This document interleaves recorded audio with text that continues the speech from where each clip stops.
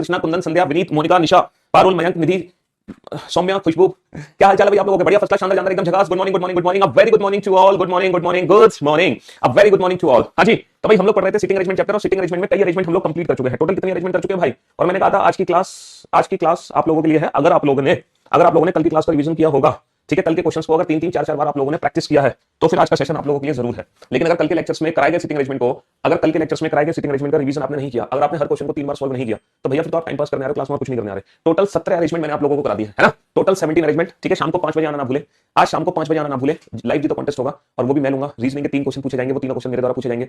और सबसे अच्छी बात यह है कि इस बार सिर्फ 3 विजेता नहीं होंगे, पूरे के पूरे 30 बच्चों को मौका मिलेगा, ठीक है, जीतने का। मतलब हर क्वेश्चन के लिए 10 विनर होंगे। पहले क्वेश्चन का जो फर्स्ट विनर होगा उसको 3000 रुपए मिलेंगे, बाकी के जो 9 विनर होंगे उनको करियर मिल पर कोई भी अपना मनचाहा बैच फ्री ऑफ कॉस्ट मिलेगा। सेकंड क्वेश्चन के विनर को 5000 रुपए मिलेंगे और बाकी के 9 बच्चों को करियर एप्लीकेशन पर कोई भी अपना मनचाहा बैच मिलेगा। क्वेश्चन नंबर 3 का आंसर जो बच्चा सबसे पहले देगा उसको मिलेंगे पूरे 10,000 रुपए। और जो बाकी के 9 बच्चे होंगे उनको करियर एप्लीकेशन पर कोई भी अपना मनचाहा बैच मिल जाएगा, कोई भी अपना मनचाहा बैच। तो टोटल 30 बच्चों का है ना आज लाइव जीतो कॉन्टेस्ट में इनाम दिया जाएगा हमारे द्वारा। तो इसीलिए आज शाम को 5 बजे, ठीक 5 बजे लाइव आना ना भूले, सिर्फ और सिर्फ करियर एप्लीकेशन पर, ओनली ऑन करियर ऐप। तो जो लाइव जीतो कॉन्टेस्ट होता है वो सिर्फ और सिर्फ करियर ऐप पर ही होता है।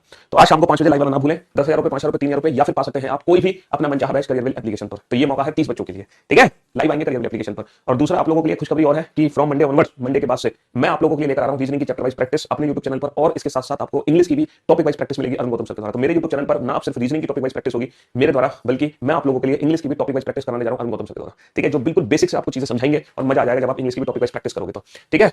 चलिए साहब, तो आज मैं जो सिटिंग अरेंजमेंट आप लोगों को कराने जा रहा हूं, वो जो सिटिंग अरेंजमेंट बेटा 17 क्वेश्चन को कर लो यार, इसमें क्या दिक्कत है तुम। इसमें 2 पॉसिबिलिटीज बनेंगी, थोड़ा सा कॉम्प्लिकेटेड क्वेश्चन है, ठीक है, 2 पॉसिबिलिटीज बनेंगी और बहुत ध्यान से हमें इस वाले पॉइंट को पढ़ना था। ओ है ना, इस वाले पॉइंट को हमें बहुत ध्यान से पढ़ना था। N is sitting third to the left of O के थर्ड लेफ्ट में एन को बैठाओ, और जो ओ है वो एल के सेकंड राइट में आना चाहिए, और एल का जो फेस है वो सेंटर से बाहर होना चाहिए। ये जो पॉइंट था ना, ये पूरा जो पॉइंट था, इस पॉइंट को पढ़ने के बाद ही क्वेश्चन बन पाएगा। तो 17 क्वेश्चन में ये, ठीक है, ये आपको ध्यान देने वाली बात थी। चलिए साहब, तो आज मैं आप लोगों को ना सीजीएल मेंस वाले क्वेश्चन कराता हूं, जो आपके ना सीजीएल मेंस में पूछे गए थे ना सिटिंग अरेंजमेंट के क्वेश्चन, वो वाले क्वेश्चन मैं आप लोगों को कराता हूं। देखो किस तरीके से क्वेश्चन सीजीएल मेंस में पूछे गए थे सिटिंग अरेंजमेंट के। थोड़े से खतरनाक क्वेश्चन आए थे बेटा सिटिंग अरेंजमेंट के सीजीएल मेंस में, और काफी बड़े-बड़े क्वेश्चन थे। हालांकि वो क्वेश्चन डेटा सफिशिएंसी की फॉर्म में भी थे, है ना। मैं ये नहीं बताऊंगा बेटा जो क्विज के क्वेश्चन होंगे वो किस-किस चैप्टर से होंगे, चैप्टर का नाम मैं रिवील नहीं कर सकता, वो रीजनिंग से होंगे, मैं सब्जेक्ट का नाम बता सकता हूं तुम्हें। सीजीएल मेंस में बैंकिंग लेवल के सिटिंग अरेंजमेंट नहीं आते हैं, बैंकिंग लेवल अलग ही लेवल है। सीजीएल मेंस में बैंकिंग लेवल के सिटिंग अरेंजमेंट नहीं आते। ये सारे क्वेश्चन सीजीएल मेंस के ही हैं। आज की क्लास में जो सिटिंग अरेंजमेंट हम पढ़ेंगे वो सीजीएल मेंस की पढ़ेंगे, ठीक है, जो सीजीएल मेंस के एग्जाम में सिटिंग अरेंजमेंट के क्वेश्चन पूछे गए थे। तो ये क्वेश्चन आपके सामने है, आप इस क्वेश्चन को पढ़ो, समझो और आंसर देने की कोशिश करो, है ना, पढ़ो, समझो, आंसर देने की कोशिश करो। चलिए साहब,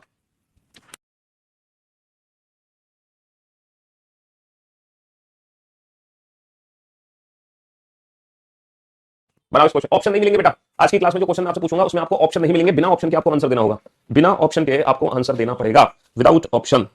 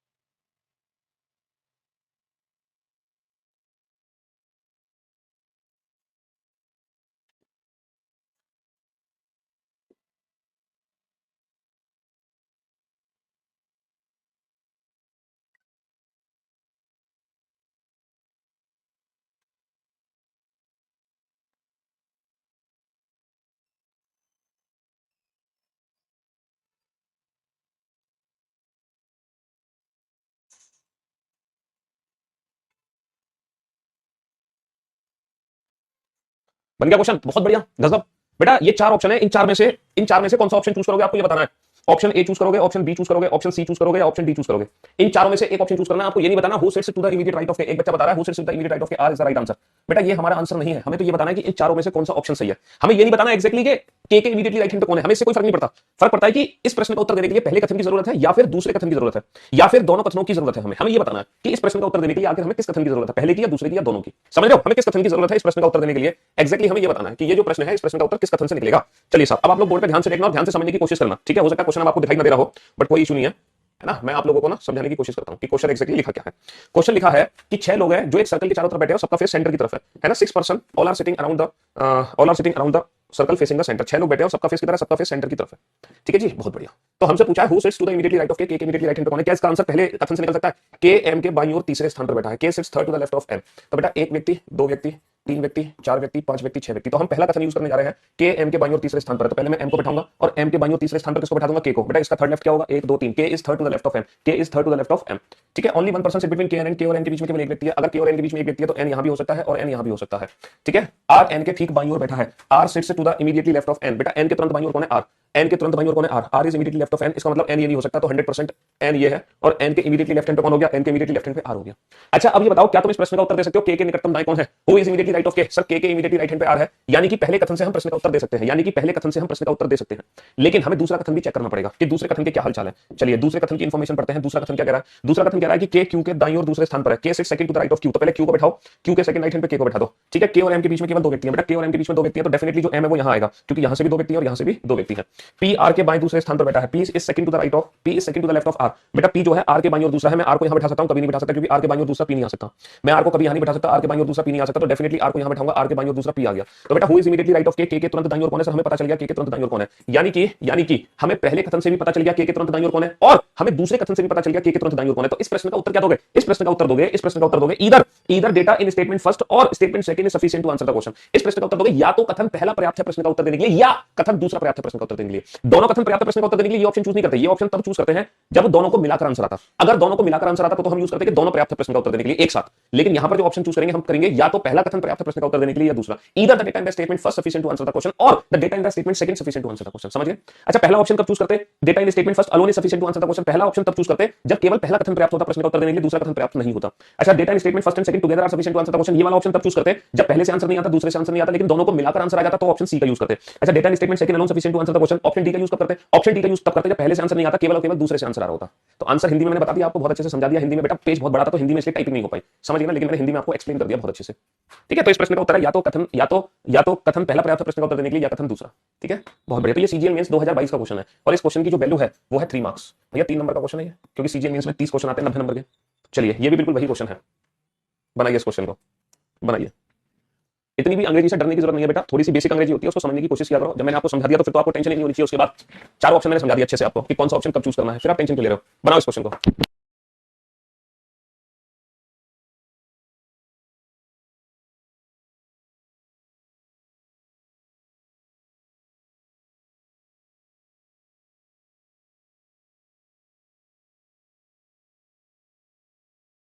विद्यार्थी बेटा विश्वविद्यालय में भी होता है और विद्यालय में भी होता है।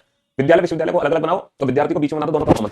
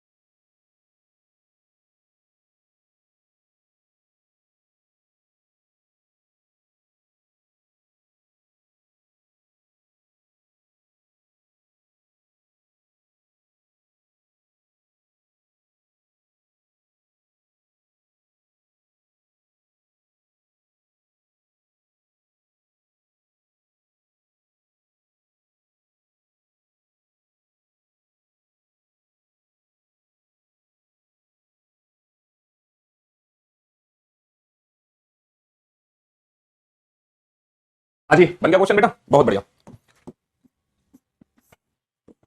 क्वेश्चन क्या है बेटा? 6 लोग बैठे हैं दो समांतर पंक्ति में, 1 2 3 4 5 6 लोग बैठे हैं दो समांतर पंक्ति में।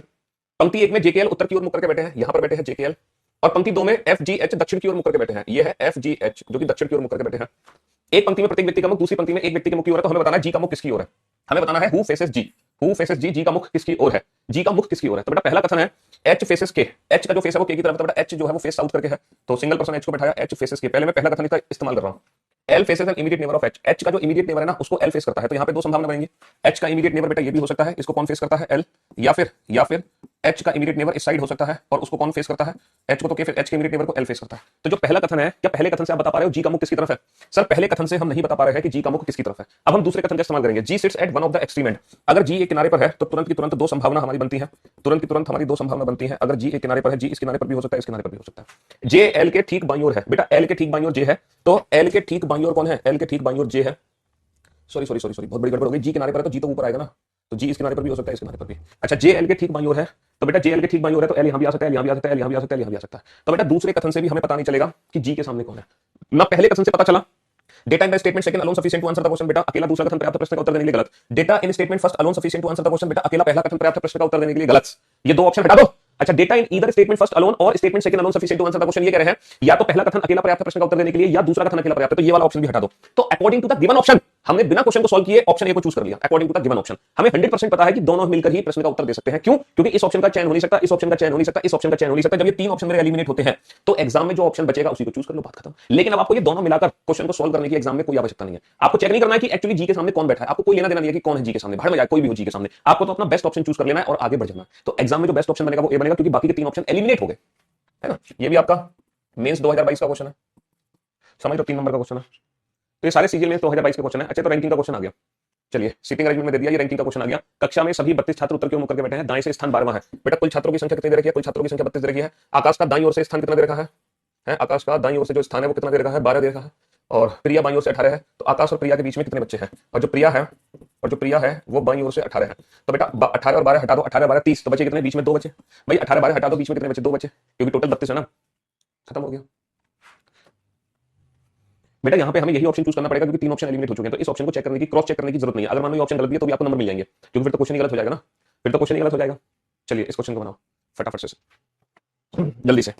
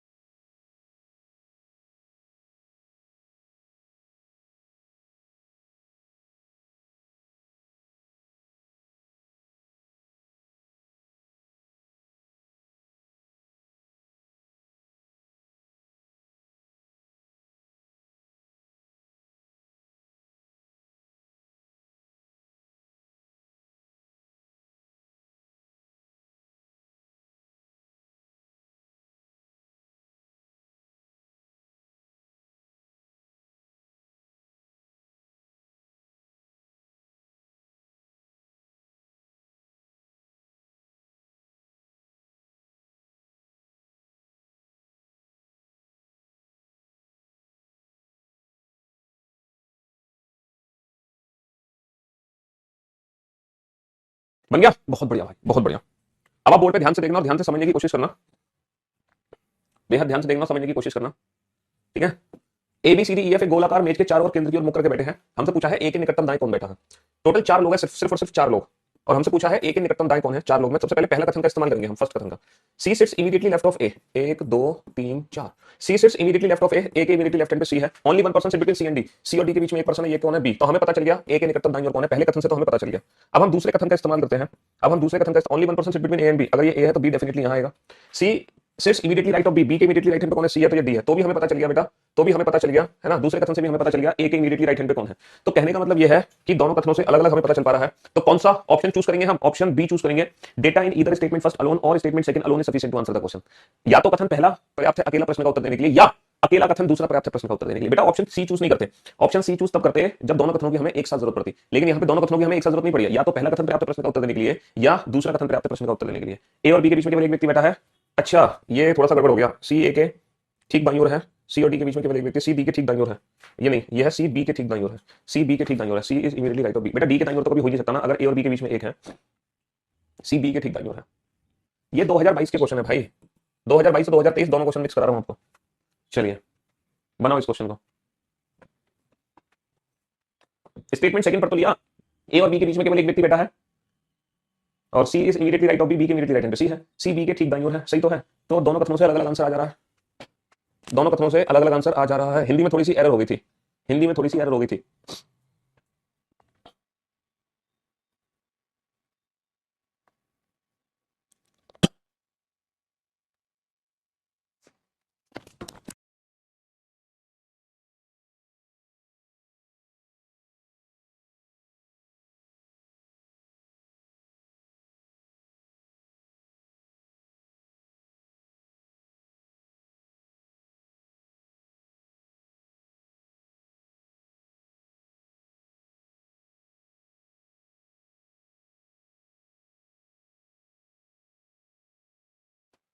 फोर का स्टेटमेंट सेकंड गलत है, क्वेश्चन नंबर 4 का हाँ तो सेकंड स्टेटमेंट करेक्ट मैंने कर तो दिया। 6 मित्र हैं, एक गोलाकार मेज के चारों ओर केंद्र की ओर मुख करके बैठे हैं। 6 मित्र हैं, 1 2 3 4 5 6, एक गोलाकार मेज के चारों ओर बैठे हैं, एक गोलाकार मेज के चारों ओर बैठा दिया 6 मित्रों को, ठीक है। चलिए इस तरीके से बैठा, 1 2 3 4 5 6।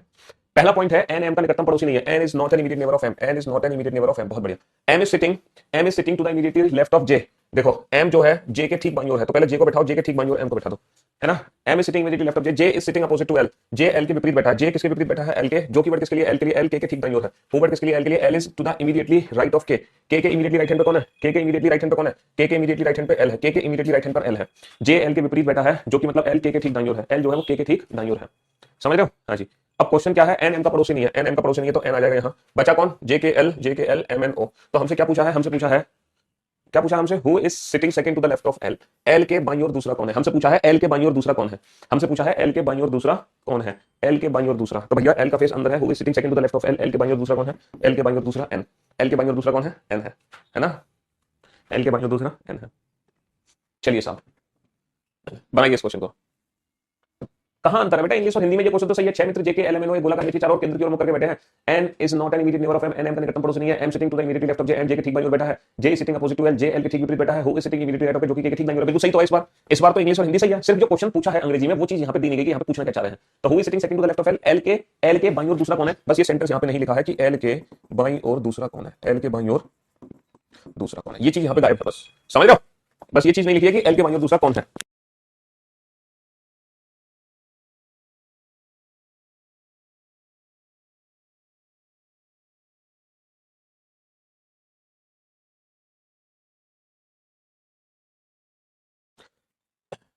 मेंस का क्वेश्चन नहीं हो सकता तो मेंस का पेपर डाउनलोड कर लो बेटा, 2022 2023 का, चेक कर लेना उसमें ये क्वेश्चन है कि नहीं है।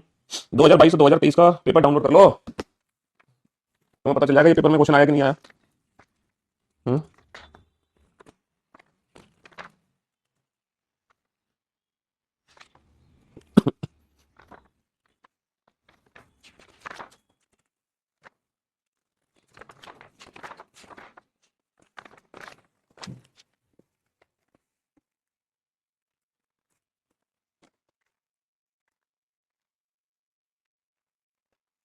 जल्दी बनाइए क्वेश्चन को।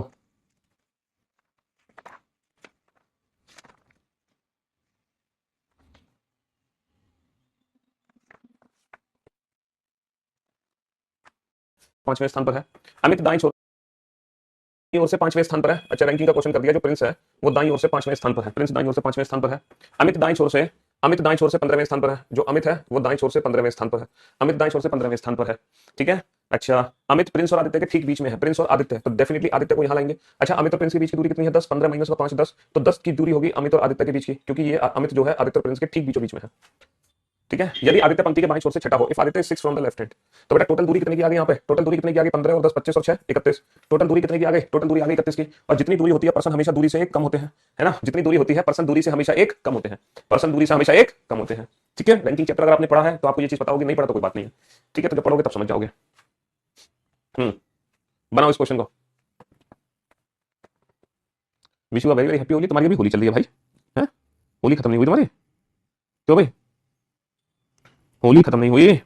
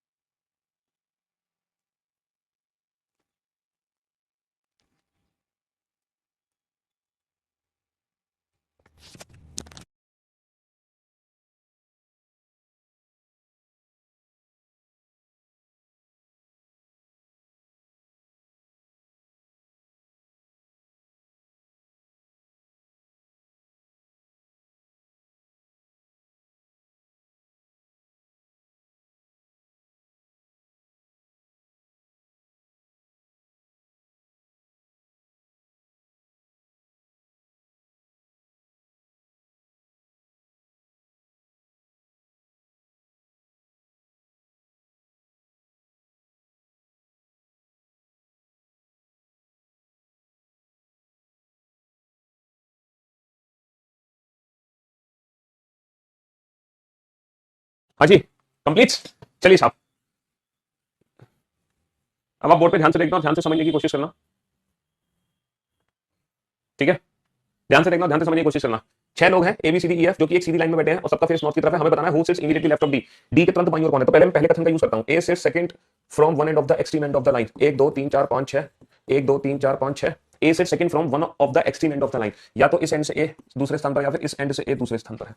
Only 2 person sit between A and B. A और बी के बीच में 2 लोग हैं, ए और बी के बीच में 2 लोग हैं, ठीक है? E sits to the immediately right of C. C के इमीडिएटली राइट में ई है। सी को मैं यहां नहीं बिठा सकता, यहां नहीं बिठा सकता, यहां बिठा सकता हूं और यहां नहीं बिठा सकता। तो सी के इमीडिएटली राइट हैंड पर ई है, सिर्फ यही आ सकता है सी। ई सी के ठीक दाईं ओर है, E seats immediately right of सी। तो ई यहां नहीं आ सकता, ई के इमीडिएटली राइट हैंड पे सी नहीं है, ई यहां सॉरी सॉरी सॉरी ई सी के इमीडिएटली राइट हैंड पर है, तो सी यहां नहीं आ सकता, सी का इमीडिएट राइट पे ई नहीं है, सी यहां नहीं आ सकता, सी के इमीडिएट राइट हैंड पे ई नहीं है, सी यहां नहीं आ सकता, सी के इमीडिएट राइट हैंड पर ई नहीं है। तो सी और ई यहां आ गए। हमसे क्या पूछा है? डी के निकटतम बाईं ओर कौन है? तो बेटा डी के निकटतम बाईं ओर, डी को मैं यहां भी बिठा सकता हूं, यहां भी बिठा सकता हूं, यहां भी बिठा सकता हूं, यहां भी बिठा सकता हूं। तो हम ये डिसाइड नहीं कर सकते कि डी के इमीडिएटली लेफ्ट हैंड पर कौन है। तो पहला जो कथन है अकेला पर्याप्त नहीं है प्रश्न का उत्तर देने के लिए, तो ऑप्शंस को एलिमिनेट करो। Data in statement first and second together, data in statement first and second together are not sufficient, data in statement first alone is sufficient to answer the question. ये वाला ऑप्शन हटा दो कि पहला कथन अकेला पर्याप्त है प्रश्न का उत्तर देने के लिए, ये वाला ऑप्शन हटा दो। अच्छा, C sits third from the left end of the line. देखो 1 2 3 4 5 6, अब मैं दूसरा कथन यूज करने जा रहा हूं। C sits third from the left end of the line, left end ये है, ठीक है? C sits third from the left end of the line, C पंक्ति के बाएं छोर से तीसरे स्थान पर बैठा है। तो बाएं छोर से तीसरे स्थान पर, पहला दूसरा तीसरा, बाएं छोर से पहला दूसरा तीसरा। C sits third from the left end, C sits third from the left end, ठीक है? Only 1% sit between C and F. C और एफ के बीच में 2 लोग हैं, तो 2 संभावनाएं बनती हैं। अगर सी और एफ के बीच में 2 लोग हैं तो सी एफ यहां भी आ सकता है और एफ यहां भी, सॉरी सी और एफ के बीच में केवल एक है, तो एफ यहां भी आ सकता है, एफ यहां भी आ सकता है। ई एफ के दाएं से तीसरे स्थान पर, एफ का दाएं तीसरा, 1 2 3, ये कौन है? ये ई है, ठीक है? ई एफ के दाएं तीसरे स्थान पर, एफ का दाएं तीसरा हो नहीं सकता, तो ये संभावना गलत। क्या बता सकते हो डी के निकटतम बाईं ओर कौन है? डी यहां भी आ सकता है, यहां भी नहीं बता सकते। तो बेटा अकेला दूसरा कथन भी पर्याप्त नहीं है प्रश्न का उत्तर देने के लिए। अब हमें ये डिसाइड करना है कि दोनों को मिलाकर आंसर आ सकता है, तो हम ऑप्शन डी चूज करेंगे कि data in statement first and second together are sufficient to answer the question. अगर दोनों को मिलाकर भी आंसर नहीं आ सकता तो हम ऑप्शन सी चूज करेंगे, data in statement first and second together are not sufficient to answer the question. तो अब हमें ये चेक करना है कि दोनों को मिलाकर आंसर आ सकता है कि नहीं आ सकता, दोनों को मिलाकर आ सकता है कि नहीं। अगर मैं दोनों इन्फॉर्मेशन को एक साथ यूज करूं तो मैं आंसर दे सकता हूं कि नहीं। ये बताओ, एफ जो है बिल्कुल कॉर्नर पे आ जाएगा, ठीक है? तो एफ को कॉर्नर पे मैंने बैठा दिया, ठीक है? एफ को कॉर्नर पे बैठा दिया और बचा कौन? बचा कौन? डी बचा, बचा कौन? डी बचा, यहां डी आ गया। और यहां पर एक पॉइंट और था कि ई एफ के दाएं से तीसरे स्थान पर है, तो एफ के दाएं तीसरे स्थान पर ई है, बिल्कुल है। एफ के दाएं तीसरे स्थान पर ई है, बिल्कुल है, ठीक है? और सी पंक्ति के बाएं छोर से तीसरे स्थान पर है, सी पंक्ति के बाएं छोर से तीसरे स्थान पर है। तो अगर मैं दोनों वाक्यों को एक साथ मिला भी देता हूं तो भी मैं डिसाइड नहीं कर सकता कि डी के निकटतम बाईं ओर बी है या ए है। यानी कि दोनों को अगर मैं जोड़ भी दूं तो भी मुझे पता नहीं चलेगा कि डी के तुरंत बाईं ओर कौन है। इसीलिए इस क्वेश्चन का आंसर है data in statement first and second together are not sufficient to answer the question. यानी कि दोनों कथनों को मिलाकर भी हम इस प्रश्न का उत्तर नहीं दे सकते, क्योंकि हमें पता ही नहीं चलना कि डी के बाईं ओर बी आएगा या फिर डी के बाईं ओर ए आएगा। हम डिसाइड नहीं कर सकते कि एक्जैक्टली डी के बाईं ओर कौन आएगा, इसलिए हम दोनों कथनों को मिलाकर भी इस प्रश्न का उत्तर नहीं दे सकते हैं। अगर दोनों इन्फॉर्मेशन एक साथ यूज हो रही है तो भी हम इस प्रश्न का उत्तर नहीं दे सकते। चलो बनाओ इस क्वेश्चन को। आइदर बी और ए नहीं बेटा, इसमें परफेक्ट आंसर चाहिए होता है, कोई भी एक आंसर चाहिए होता है।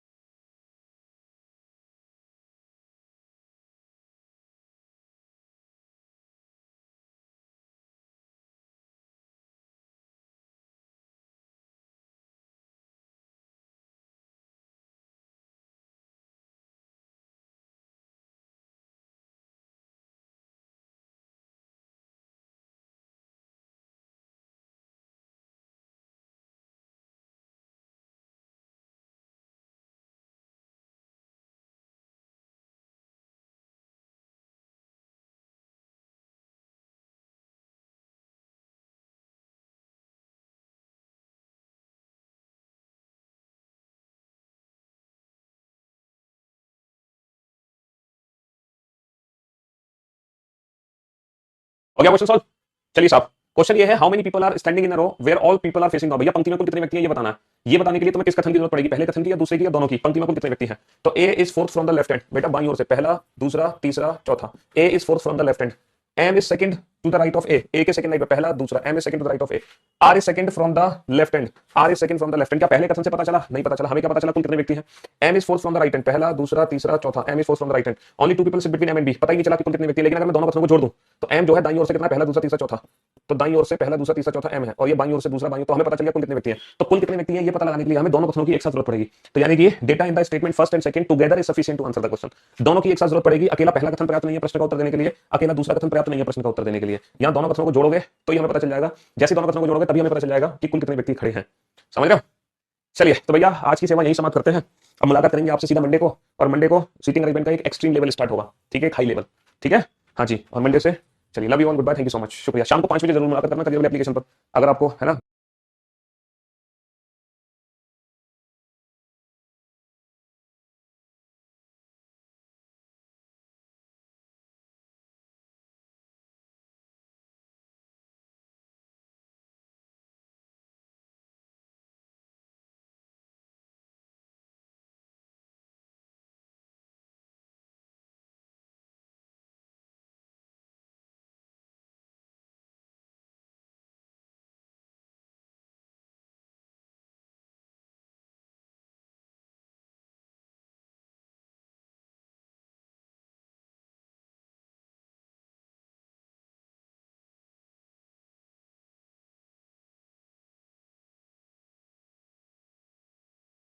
Good morning Raunak, Neelkamal, Gautam, Princy Yadav, Rahul, Nidhi, Shikha, Parul, Mayank, Deepanli. A very good morning to all of you. Good morning, good morning, good morning, a very good morning to all. क्या हाल चाल है भाई आप लोगों के? बढ़िया, फर्स्ट क्लास, शानदार, जानदार, एकदम झकास। Good morning, good morning, good morning. Priya, Chhotu Gupta, Sachin Kumar, Dev, Khushbu Yadav, Pawan, Nidhi, Anu Bharti, Magendra, Gaurav, Magendra Kumar, Rahul, Shyam, Gauri, Sujeeta, Deepika, Pawan, Nidhi, Shikha, Varsha, Parul, Mayank, Deepika, Preeti, Kirti, Mohit, Princy, Nisha, Rishu, Rajesh, Neel, Sandeep. कैसे हो भाई आप सभी? बढ़िया, फर्स्ट क्लास, शानदार, जानदार, एकदम झकास। Good morning, good morning, good morning. तो भाई हम लोग इतने दिन से पढ़ रहे थे, क्या पढ़ रहे थे हम लोग इतने दिन से? हम लोग इतने दिन से पढ़ रहे थे सीटिंग अरेंजमेंट चैप्टर, और आज भी हम सीटिंग अरेंजमेंट चैप्टर को कंटिन्यू रहेंगे। और यूट्यूब पर लाइव है क्या? नहीं, यूट्यूब पर लाइव नहीं है, लेकिन एक सेकंड, यूट्यूब वाली लिंक शायद चल रही है। एक सेकंड, सर्वर वाली लिंक चलवा देते हैं। ये यूट्यूब वाली लिंक चल रही है, इसको चेंज करा देते हैं। यूट्यूब फॉर्मेट पे क्लास चल गई, चलो अभी सर्वर पे डलवाते हैं, रुक जाओ, वेट। हेलो आदेश, ये सर्वर पे डाल दे रहा है, उस पर यूट्यूब पे चल रही है क्लास। चलो अभी क्लास ठीक हो जाएगी, आपकी चिंता ना करो, विद इन अ मिनट ठीक हो जाएगी। यूट्यूब फॉर्मेट चल रहा है, वो ठीक हो जाएगा, चिंता मत करो, सर्वर पे आ जाएगी class with in a minute.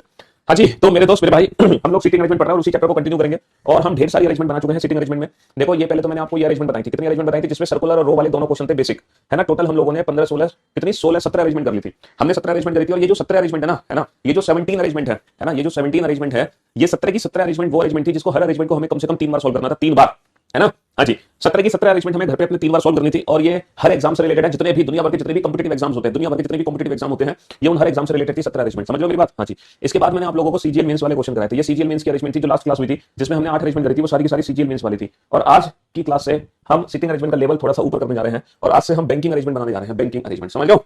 हाँ जी, तो आज से ये 25 अरेंजमेंट करने के बाद आज से जो हमारी अरेंजमेंट शुरू होंगी वो बैंकिंग लेवल की अरेंजमेंट शुरू होंगी, ठीक है। अब आप कहोगे सर क्या हम लोग इन लेक्चर्स को देखें जो बैंकिंग की सीटिंग अरेंजमेंट है? देखो मैं आप लोगों से कहूंगा, आप लोग इन लेक्चर्स को देख लो, और जो लाइव क्लास में मैं क्वेश्चंस करा रहा हूं ना, जो लाइव क्लास में मैं क्वेश्चंस करा रहा हूं, आप लोग सिर्फ इन्हीं क्वेश्चंस को कर लो, ठीक है। आप लोग चाहो तो इन क्वेश्चंस की दोबारा से घर पे प्रैक्टिस मत करना, समझ रहे हो। लेकिन जब लाइव क्लास में मैं ये क्वेश्चंस करा रहा हूं तो सिर्फ लाइव क्लास में ही इन क्वेश्चंस की प्रैक्टिस कर लो, समझ रहे हो। तो कहने का मतलब यह है कि बैंकिंग को छोड़कर दुनिया के हर एग्जाम की सीटिंग अरेंजमेंट कंप्लीट हो चुकी है। बैंकिंग एग्जाम को छोड़कर अगर आप दुनिया का कोई भी पेपर देने जा रहे हो जिसमें सीटिंग अरेंजमेंट का क्वेश्चन आएगा, वो सीटिंग अरेंजमेंट हम फाइनल कर चुके हैं, कंप्लीट कर चुके हैं, है ना। सिर्फ बैंकिंग अरेंजमेंट को छोड़कर दुनिया की हर अरेंजमेंट हम कंप्लीट कर चुके हैं, बैंकिंग को छोड़कर, है ना। हाँ जी, बनाओ। तो आज से हम बैंकिंग अरेंजमेंट शुरू कर रहे हैं, और ये जो बैंकिंग अरेंजमेंट है ये हर बच्चे को कर लेनी है, किसी को भी घबराने की जरूरत नहीं है, किसी भी बच्चे को टेंशन लेने की जरूरत नहीं है।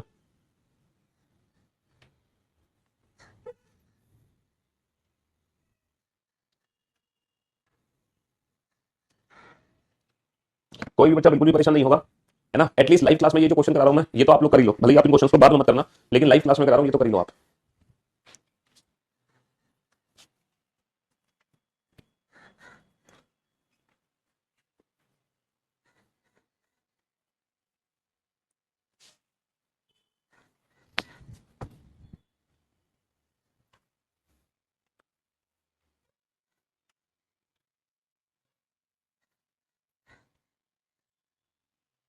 आज मुझे रीजनिंग में कुछ भी नॉलेज है तो सिर्फ आपकी वजह से है। मेरे भाई का यूपीएसई आईईएस की ज्वाइनिंग आ गई है, कॉन्ग्रेचुलेशन भाई, कॉन्ग्रेचुलेशन।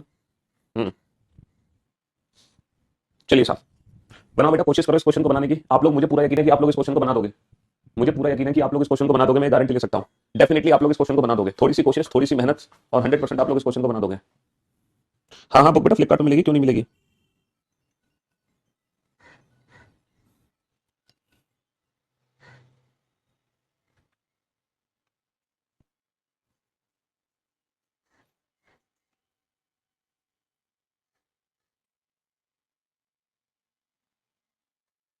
बना बना फटाफट से। डेफिनेटली इस क्वेश्चन को बनाओगे आप सभी के सभी, घबराने की जरूरत नहीं है किसी को भी। 8 दोस्त हैं ABCD LMNO, एक पंक्ति में कुछ उत्तर की ओर और कुछ दक्षिण की ओर मुख करके बैठे हैं। ठीक है, 8 लोग हैं एक पंक्ति में बैठे हैं, किसी का मुख उत्तर की ओर और किसी का मुख दक्षिण की ओर है। ठीक है, किसी का मुख उत्तर की ओर है और किसी का मुख दक्षिण की ओर है। पहला पॉइंट है एन के बाईं ओर केवल 3 व्यक्ति हैं, एन के बाईं ओर केवल 3 व्यक्ति हैं, तो जहां भी एन को बैठाओगे, जैसे मान लो एन को यहां बैठाया, लेकिन एन का फेस हमें नहीं पता, माना कि एन का फेस नॉर्थ में है, तो एन का बाएं इधर होगा, एन का लेफ्ट इधर होगा, एन के लेफ्ट में सिर्फ 3 व्यक्ति हैं, 1 2 3, टोटल कितने हो गए 4, तो बाकी के जो 4 होंगे बेटा वो इधर होंगे राइट हैंड साइड पे, 1 2 3 4, ये हो गई कंप्लीट अरेंजमेंट। हो सकता है कि एन का फेस साउथ में हो, अब जो एन का लेफ्ट होगा वो इधर होगा, एन के लेफ्ट में सिर्फ 3 व्यक्ति हैं, तो बाकी के जितने भी व्यक्ति होंगे वो इस साइड होंगे, 1 2 3 4, ये दोनों ही पॉसिबिलिटी हम बना के चलेंगे, पहले ही पॉइंट से दोनों ही पॉसिबिलिटी बना के चलेंगे। ठीक है, पहले पॉइंट से राधे सर क्लास नहीं देते, चलो बोल देंगे, पूछ लेंगे सर से। बी एन के दाईं ओर दूसरा है, बी एन के दाईं ओर दूसरा है, देखो एन का दायां इधर होगा, तो एन के दाईं ओर दूसरा पहला दूसरा, एन के दाईं ओर दूसरा बी है, यहां पर जो एन का दायां है वो इस साइड है, एन के दाईं ओर दूसरा कौन है, बी है, लेकिन बी का फेस हमें नहीं पता। सी ओ के बाईं ओर तीसरा है, अब हमें नहीं पता ओ को मैं कहां बैठाऊं, ओ बी का पड़ोसी नहीं है, ओ किसी किनारे पर नहीं है, देखो ओ जो है वो किसी किनारे पर नहीं आएगा, ओ किसी किनारे पर नहीं आएगा, और जो ओ है वो बी का पड़ोसी नहीं है, और ओ के बाईं ओर तीसरे स्थान पर कौन है, सी, तो बेटा ओ को मैं यहां नहीं बैठा सकता क्योंकि ओ का बाईं ओर तीसरा सी इधर भी नहीं आ सकता, और ओ का बाईं ओर तीसरा सी इधर भी नहीं आ सकता, तो कुल मिलाकर जो ओ है, कुल मिलाकर जो ओ है सिर्फ और सिर्फ यही आएगा। आप लोग चेक करो मैंने ओ को वहीं क्यों बैठाया, जल्दी से चेक करो मैंने ओ को वहीं क्यों बैठाया, फटाफट से चेक करो। थैंक यू सर, आपकी बहुत अच्छी होगी। हाँ जी, मैंने ओ को यहीं क्यों बैठाया, आप लोग समझ गए ना कि हमने ओ को यहीं क्यों बैठाया। देखो जो ओ है वो बी का इमीडिएट नेबर नहीं है, जो ओ है वो किसी किनारे पर नहीं है, और ओ के थर्ड लेफ्ट में सी आएगा, तो बेटा ओ को मैं यहां नहीं बैठा सकता क्योंकि ना तो यहां थर्ड लेफ्ट सी बनेगा ना ही यहां थर्ड लेफ्ट सी बनेगा, तो डेफिनेटली ओ सिर्फ यहीं आएगा। और नीचे चेक करो मैंने ओ को वहीं क्यों बैठाया, देखो पहले ही पॉइंट से हमने दो पॉसिबिलिटी बना ली, जैसे ही हमने दो पॉसिबिलिटी बनाई पहले पॉइंट से है ना, पहले ही पॉइंट से हमने दो पॉसिबिलिटी बना ली, और जैसे ही हमने दो पॉसिबिलिटी बनाई है ना, बी और एन को बैठा दिया हमने, बी और एन को बैठा दिया, फिर हम ओ को बैठा पा रहे हैं। अब ओ का थर्ड लेफ्ट में इधर ही हो सकता है, पहला दूसरा तीसरा, ओ के थर्ड लेफ्ट पे सी है, और अगर ये ओ का लेफ्ट है तो ओ का फेस साउथ में है, अब ओ का थर्ड लेफ्ट 1 2 3 यहीं सी आ सकता है, और ये ओ का लेफ्ट है तो ओ का फेस नॉर्थ में होगा, ओ का फेस नॉर्थ में होगा। अच्छा सी और ओ का फेस एक ही दिशा में है, जहां ओ का फेस है वहीं सी का फेस है, जहां ओ का फेस है वहीं सी का फेस है, सी और ओ का फेस सेम डायरेक्शन में। हेलो हेलो, हाँ रोशनी।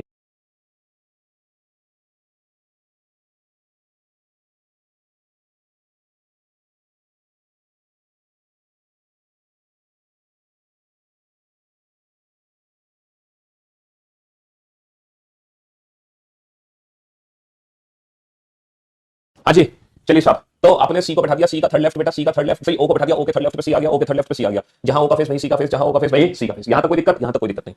डी के दोनों पड़ोसियों का मुख उत्तर की ओर है बेटा, डी डी को ऐसी जगह बैठाओ जहां दोनों पड़ोसी उत्तर की ओर हो, ये डी नहीं हो सकता, डी के दो पड़ोसी नहीं है, ये डी हो सकता है दोनों पड़ोसियों का मुख उत्तर की ओर हो सकता है, ये डी नहीं हो सकता, डी के दोनों पड़ोसियों का मुख उत्तर की ओर नहीं है, ये डी नहीं हो सकता, डी के दो पड़ोसी नहीं है, ना ये ना ये ना ये, तो डेफिनेटली ये डी है और डी के दोनों पड़ोसियों का मुख उत्तर की ओर है। डी ये नहीं हो सकता, डी के दो पड़ोसी नहीं आएंगे, डी ये नहीं हो सकता, दोनों पड़ोसियों का मुख उत्तर की ओर नहीं है, डी किनारे पर नहीं आ सकता क्योंकि दो पड़ोसी नहीं है, ये डी है और डी के दोनों पड़ोसियों का मुख उत्तर की ओर है। चलिए साहब, डी किसी किनारे पर नहीं बैठा, जो व्यक्ति किनारे पर बैठे हैं उनका मुख एक दूसरे के विपरीत है, जो व्यक्ति किनारे पर है एक का फेस नॉर्थ है तो एक का फेस साउथ में है, जो व्यक्ति किनारे पर बैठे हैं उनका मुख एक दूसरे के विपरीत है, एक का फेस नॉर्थ में है तो एक का फेस साउथ में आएगा, समझ लो, एक का फेस नॉर्थ में तो एक का फेस साउथ में आएगा।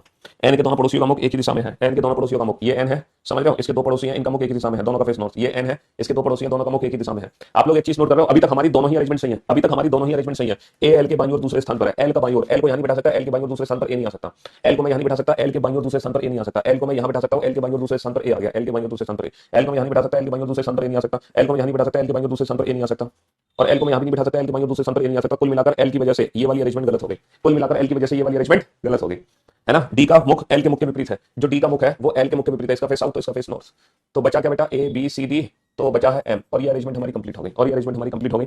तो हमने दो पॉसिबिलिटीज बनाई, और दो पॉसिबिलिटी में पहली पॉसिबिलिटी में हमने ये अरेंजमेंट अच्छे से कंप्लीट कर ली विदाउट एनी डाउट, समझ रहे हो। हाँ जी, तो आप इस क्वेश्चन को अपने घर पे कितनी बार सॉल्व करोगे, कम से कम 3 बार सॉल्व करोगे। अब ये जो क्वेश्चन आपके सामने आ रहा है ना, इस क्वेश्चन को पता है आप अपने घर पे कितनी बार सॉल्व करोगे, इस क्वेश्चन को अपने घर पे कम से कम 5 बार सॉल्व करोगे। 19वें क्वेश्चन को आप अपने घर पे कम से कम 5 बार सॉल्व करोगे, कम से कम 5 बार। क्वेश्चन नंबर 19 को कम से कम आपको 5 बार सॉल्व करना होगा अपने घर पे, एटलीस्ट 5 टाइम्स, इससे कम में काम नहीं चलेगा, कम से कम 5 बार आपको सॉल्व करना ही पड़ेगा, एटलीस्ट 5 टाइम्स, बिना उसके बाद नहीं बनेगी।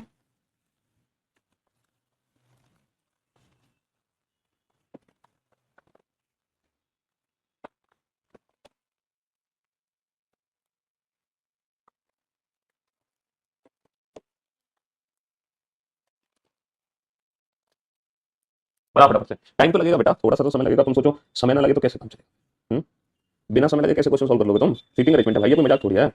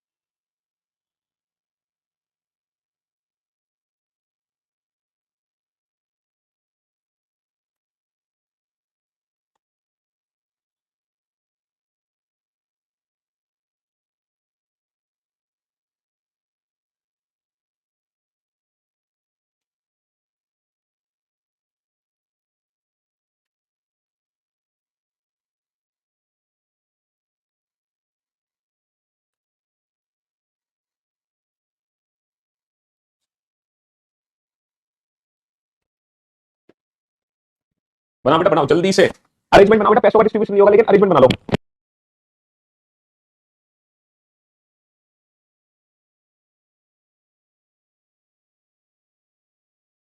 ऋतिक कुमार ने अरेंजमेंट बना लिया, शाबाश Hrithik Kumar, great job, well done, clapping. पैसों का डिस्ट्रीब्यूशन नहीं होगा लेकिन अरेंजमेंट बना लो, बहुत बढ़िया, ग्रेट जॉब, बेहतरीन जॉब। हाँ जी चलिए साहब, बोर्ड पर ध्यान से देखना, बहुत बड़ा सा क्वेश्चन है ये, ठीक है। हाँ जी आप लोग ध्यान से समझना, 11 लोग बैठे हैं एक ही पंक्ति में, ठीक है। क्वेश्चन को पढ़ते हैं, 11 लोग बैठे हैं एक ही पंक्ति में, सबका मुख उत्तर की ओर है। 11 व्यक्तियों के पास, 11 व्यक्तियों में से केवल 4 के पास ₹1 के सिक्के हैं, परंतु ऐसे 2 से ज्यादा व्यक्ति एक साथ नहीं बैठे। 11 में से सिर्फ 4 लोग हैं जिनके पास सिक्के हैं, लेकिन जिनके पास सिक्के हैं 2 से ज्यादा एक साथ नहीं बैठे। जेड का एक निकटतम पड़ोसी है, उसके पास कुछ सिक्के हैं और उसके पास जो सिक्के हैं वो उसके बाईं ओर बैठे व्यक्ति की संख्या से एक कम है। मतलब जेड के पास, ये मेरे लिए हिंट है, जेड के पास कुछ सिक्के हैं। कितने सिक्के हैं? जो जेड का इमीडिएट नेबर है ना, जो जेड का इमीडिएट नेबर है उसके बाईं ओर, मतलब सॉरी जेड का निकटतम पड़ोसी के पास कुछ सिक्के हैं, जेड के पास नहीं है, जेड के इमीडिएट नेबर के पास कुछ सिक्के हैं। और कितने सिक्के हैं बेटा? जितने जितने जितने जेड के एक निकटतम पड़ोसी के पास कुछ सिक्के हैं और उसके पास ₹1 के सिक्के, इसके बाईं ओर बैठे व्यक्तियों की संख्या से, इसके बाईं ओर बैठे व्यक्तियों की संख्या से एक कम सिक्के हैं। मान लो जेड का इमीडिएट नेबर मान लो कोई भी है, उसकी बाईं तरफ मान लो 5 व्यक्ति है, तो उसके पास 4 सिक्के होंगे। जो जे है वो जेड और बी का निकटतम पड़ोसी है, तो जेड और बी का निकटतम पड़ोसी कौन है? जे। ये भी हिंट है हमारे लिए। डब्ल्यू के पास उतने सिक्के हैं, डब्ल्यू के पास जितने सिक्के, जितने उसके बाईं ओर व्यक्ति बैठे हैं उनके कुल सिक्के के बराबर उसके पास सिक्के हैं। मतलब डब्ल्यू के पास पता है कितने सिक्के हैं? जितने उनके बाईं ओर व्यक्ति बैठे ना, उनका जो टोटल सम है वो अकेले सिक्के डब्ल्यू के पास है। एच डब्ल्यू के तुरंत बाईं ओर है, एच जो है वो डब्ल्यू के तुरंत बाईं ओर है, एच डब्ल्यू के तुरंत बाईं ओर है और आई के दाहिनी ओर, और जो एच है वो आई के दाहिनी ओर तीसरे स्थान पर है। तीसरा, पहला दूसरा तीसरा, ठीक है। हाँ जी ये पॉइंट है। H is to the immediately left of W, H is to the immediately left of W, and word किसके लिए? H के लिए, H is third to the right of I, H is third to the right of I। immediate neighbor of U has 1 coin less than him। बेटा U का जो immediate neighbor है उसके पास पता है कितने सिक्के हैं? U से एक कम सिक्के हैं, है ना। U का निकटतम पड़ोसी उससे एक कम सिक्का रखता है, U का immediate neighbor जो है U से एक कम सिक्का रखता है। X का निकटतम पड़ोसी सिक्के ले जा रहा है, X के immediate neighbor के पास कुछ कॉइन्स है, X के immediate neighbor के पास कुछ कॉइन्स है, ठीक है। W U के निकटतम बाईं ओर है, W जो है वो U के निकटतम बाईं ओर है, U के निकटतम बाईं ओर W है, वह X के दाहिनी ओर दूसरे पर है, W जो है X के दाहिनी ओर दूसरे स्थान पर है। J G के बाईं ओर तीसरा है, J जो है G के थर्ड लेफ्ट पर 1 2 3, G के थर्ड लेफ्ट पे कौन है? J। और Z V के दाईं ओर दूसरे स्थान पर है, V के सेकंड राइट पे कौन है? जो कि एक छोर पे है। ओहो, यहां से हमें पता चलेगा बेटा, देखो यहां से अरेंजमेंट कंप्लीट होगी। Z V के दाईं ओर दूसरे स्थान पर है जो कि एक छोर के अंत पे है, यानी कि V is at the end. तो अरेंजमेंट बनाता हूं मैं दोबारा से, 1 2 3 4 5 6 7 8 9 10 11 लोग बैठा दिए। Z is second to the right of V who is at one end. तो बेटा V को मैं यहां नहीं बैठा सकता क्योंकि V का सेकंड राइट नहीं है, V को यहां बैठाऊंगा, V के सेकंड राइट पे Z आ गया, V के सेकंड राइट पे Z आ गया। अब देखो Z और B के बीच में J है, Z और B के बीच में J है, Z और B को मैं यहां नहीं बैठा सकता, B को मैं यहां बैठाऊंगा, Z और B के बीच में J है, J। अच्छा J और G के बीच में 2 है, तो J और G को मैं यहां नहीं बैठा सकता, तो मैं G को कहां बैठाऊंगा? 1 2, ये मैं G को बैठा दूंगा। अच्छा अब ये चारों व्यक्ति एक साथ आएंगे, एक्स एच डब्ल्यू यू, तो बेटा ये 4 व्यक्ति सिर्फ यहीं आ सकते हैं, एक्स एच डब्ल्यू यू, समझ रहे हो। और यहाँ पर कौन आ गया? आई आ गया। और अरेंजमेंट में बचा कौन बेटा? जो बचा उसको मैं यहाँ बैठा दूंगा। कौन बचा? Z B X W V U G H I J P बचा, पी को मैं यहाँ बैठा दूंगा। और ये अरेंजमेंट हमारी कंप्लीट हो गई, और ये अरेंजमेंट हमारी कंप्लीट हो गई, समझ रहे हो, ये अरेंजमेंट हमारी कंप्लीट हो गई। तो यानी कि लोगों को तो हमने बैठा दिया, आर्यन कुमार, सौरभ, हाँ जी, नित्य, नीलम, बहुत बढ़िया। अब हम सिक्कों का डिस्ट्रीब्यूशन करते हैं बेटा। सिक्कों का डिस्ट्रीब्यूशन कैसे होगा? यू और एक व्यक्ति जिसके पास 2 सिक्के हैं के बीच में जितने व्यक्ति बैठे हैं उतने सिक्के यू के पास है। बेटा यू और जिसके पास 2 सिक्के हैं इनके बीच में जितने भी पर्सन है ना, उतने सिक्के अकेले यू के पास है। चलिए साहब अब जरा वो भरो बेटा, सिक्कों का डिस्ट्रीब्यूशन कैसे करोगे? देखो जेड के इमीडिएट नेबर के पास सिक्के हैं, जेड का जो इमीडिएट नेबर है ना, पी के पास सिक्के कभी नहीं हो सकते। पूछो क्यों? पी के पास सिक्के इसलिए नहीं हो सकते क्योंकि उसके इमीडिएट लेफ्ट में जितने पर्सन बैठे हैं उससे एक कम सिक्के होने चाहिए। पी के इमीडिएट लेफ्ट में सिर्फ एक व्यक्ति है और एक में एक कम हो गया 0, इसलिए जेड का जो इमीडिएट नेबर है ना, पी के पास सिक्के नहीं हो सकते according to the given condition. तो कंडीशन के हिसाब से जो जेड का इमीडिएट नेबर है वो जे के पास सिक्के होंगे। कितने सिक्के होंगे? इसके जो इमीडिएट लेफ्ट में कितने पर्सन है? 1 2 3, और इससे एक कम सिक्के होंगे इसके पास, तो 3 में एक कम कर दो, 2 सिक्के हो गए बेटा जे के पास। अच्छा यू और जिसके पास 2 सिक्के हैं इनके बीच में जितने पर्सन है उतने अकेले सिक्के यू के पास है। यू के पास कितने सिक्के हैं? यू और 2 के बीच में कितने पर्सन है? 1 2 3 4 5 6, तो उतने अकेले सिक्के यू के पास है। अच्छा यू का जो इमीडिएट नेबर है उसके पास यू से एक कम सिक्का, यू से एक कम सिक्का, 6 से एक कम सिक्के बेटा 5, बहुत बढ़िया। अच्छा एक्स का इमीडिएट नेबर के पास कॉइन है, एक्स का जो इमीडिएट नेबर है एच के पास कॉइन नहीं हो सकते क्योंकि कोई भी 2 से ज्यादा व्यक्ति एक साथ नहीं बैठे जिनके पास कॉइन है, तो जो एक्स का इमीडिएट नेबर है एच के पास कॉइन नहीं होंगे बेटा जी के पास। और अच्छा डब्ल्यू के पास कितने सिक्के हैं? जितने इनके लेफ्ट में पर्सन बैठे हैं उनका टोटल सम डब्ल्यू के पास है 5 2, तो इसके पास कितने सिक्के होंगे? 3, और ये बेटा सिक्कों का भी डिस्ट्रीब्यूशन हो गया। फाइनली सिक्कों का भी डिस्ट्रीब्यूशन हो गया। ऋतिक कुमार बहुत बढ़िया, ऋतिक कुमार ने एग्जैक्ट सिक्कों का डिस्ट्रीब्यूशन भी कर दिया, गजब, बेहतरीन जॉब, कांग्रेचुलेशन ऋतिक, आपको मिलता है 51,000 रुपए का उधार इनाम। हालांकि इस बार जो लाइव जीतो कॉन्टेस्ट हुआ था मैंने नगद इनाम दिया था, लेकिन दिक्कत ये हो गई कि इतने सारे बच्चे लाइव आ गए कि एप्लीकेशन थोड़ी सी प्रॉपर रन नहीं हो पाई। बट मैं प्रॉमिस करता हूं नेक्स्ट फ्राइडे अगर मैं लाइव जीतो कॉन्टेस्ट लूंगा तो किसी भी बच्चे को परेशानी नहीं होगी और नेक्स्ट वीक वो वाली प्रॉब्लम नहीं आएगी जो इस वीक आ गई थी, है ना, लाइव जीतो कॉन्टेस्ट में। ये एक ऐसा क्वेश्चन है, आप अपने घर पे इस क्वेश्चन को कम से कम बेटा 5 बार सॉल्व करना, कम से कम 5 बार। आप इस क्वेश्चन को अपने घर पे कम से कम 5 बार सॉल्व करना बेटा। कितनी बार सॉल्व करना? कम से कम 5 बार।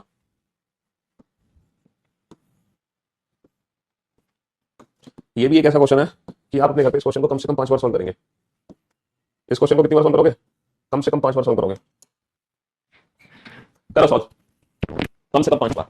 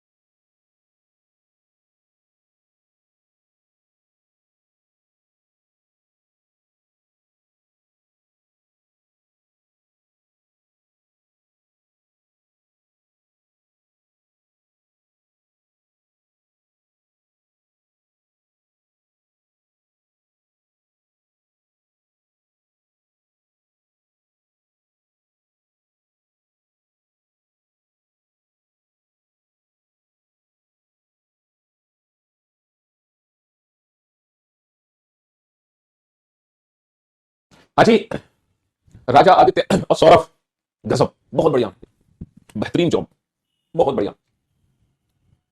क्वेश्चन बहुत बड़ा है। 8 दोस्त हैं, 8 friends A B C D E F G H are sitting in a straight line facing north. Each of them will celebrate their birthday in different months: January, February, March, April, May, June, July, August, but not necessarily in the same order. A sits third to the right of D.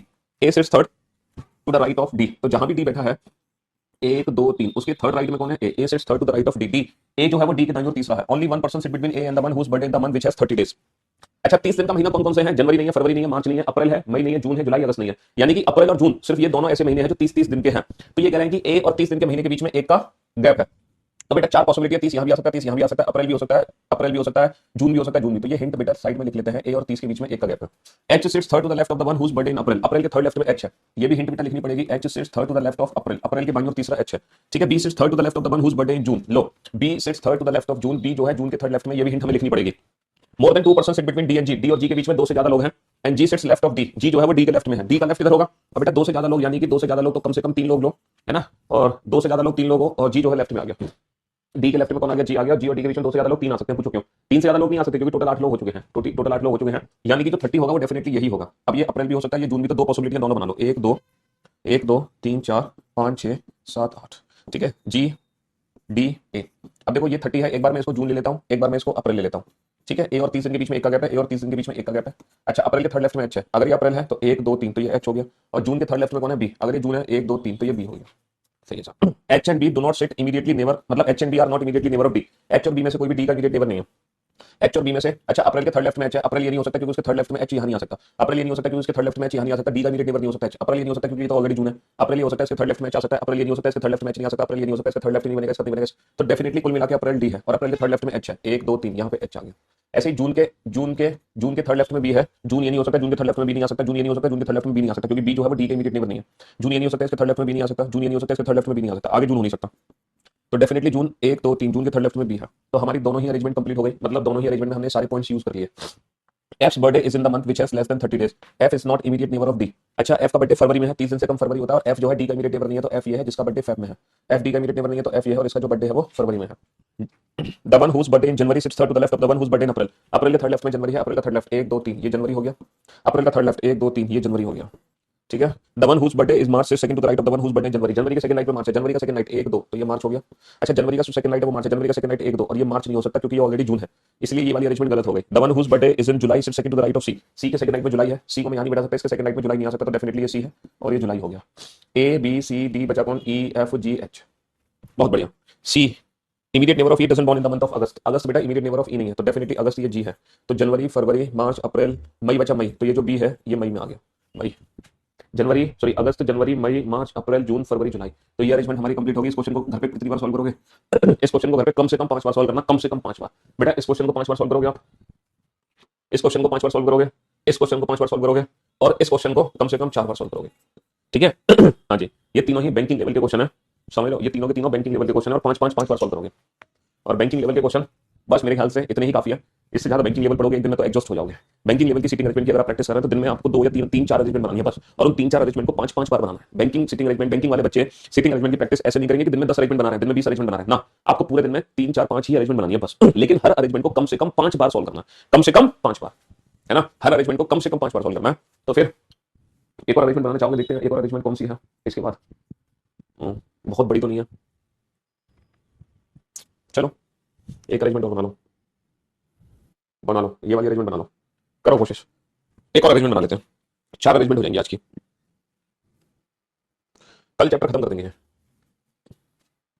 हाँ जी, एक और arrangement बना लो, बनाओ इस arrangement को। कल भी banking level की ही अरेंजमेंट हम पढ़ेंगे। बाकी बेटा नंबर ऑफ क्वेश्चंस की बैंकिंग की आप मेरी बुक से प्रैक्टिस कर सकते हैं, सिटिंग अरेंजमेंट की। बनाओ इस अरेंजमेंट को, जल्दी से बनाओ फटाफट से।